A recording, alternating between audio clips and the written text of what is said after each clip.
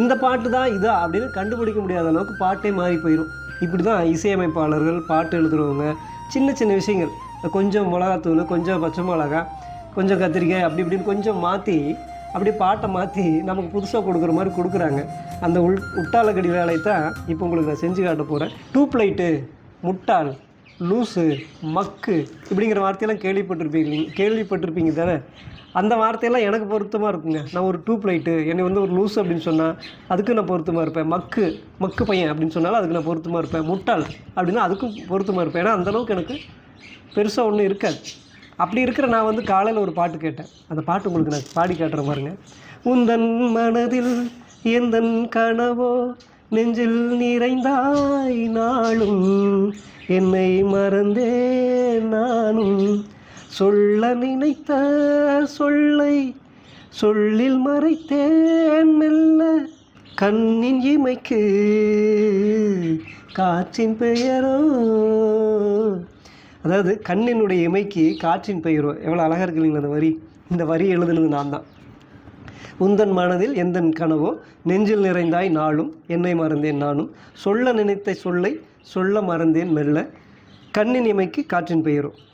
மேகம் நகர தாகம் குறைய வானில் நடனம் காண மோகம் மலையாய் பாய தேக உணர்வில் மோகம் காற்றில் உரசும் காந்தம் இந்த நிலைக்கு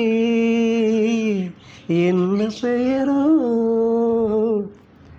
கனவில் ஒரு தேன் கூடு கட்டியது யார் பார்த்து கைவிரலில் தேன் வந்து விழும் விழும் நனைந்தே கொஞ்சம் ஒரே காதல் ஒரே ஊடல்.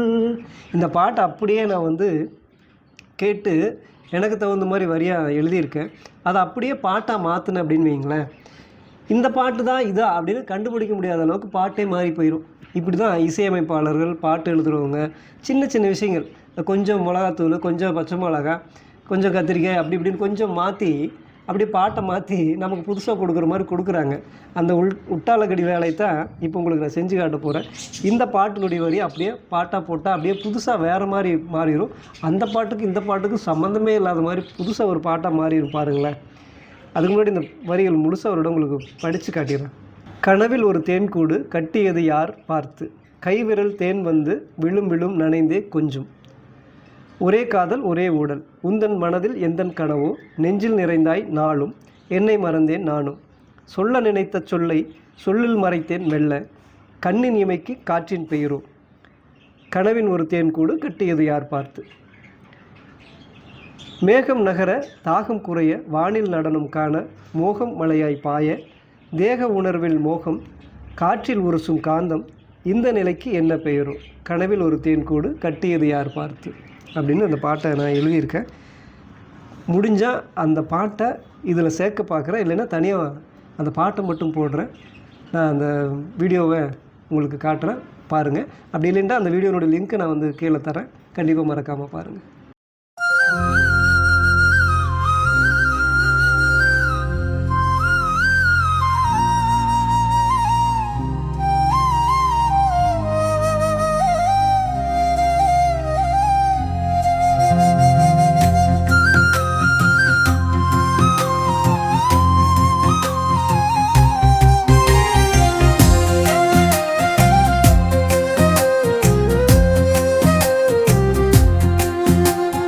கனவில் ஒரு தேன் கூடு கட்டியது யார் பார்த்து கைவிரலில் தேன் வந்து விழும் விழும் நனைந்தே கொஞ்சம்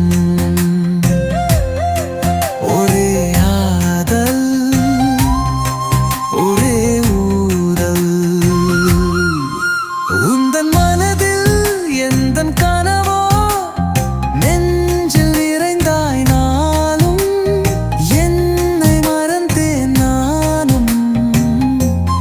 சொல்ல நினைத்த சொல்லை சொல்லில் மறைத்தேன் மெல்ல கண்ணின் இமைக்கு காற்றின் தேலும்.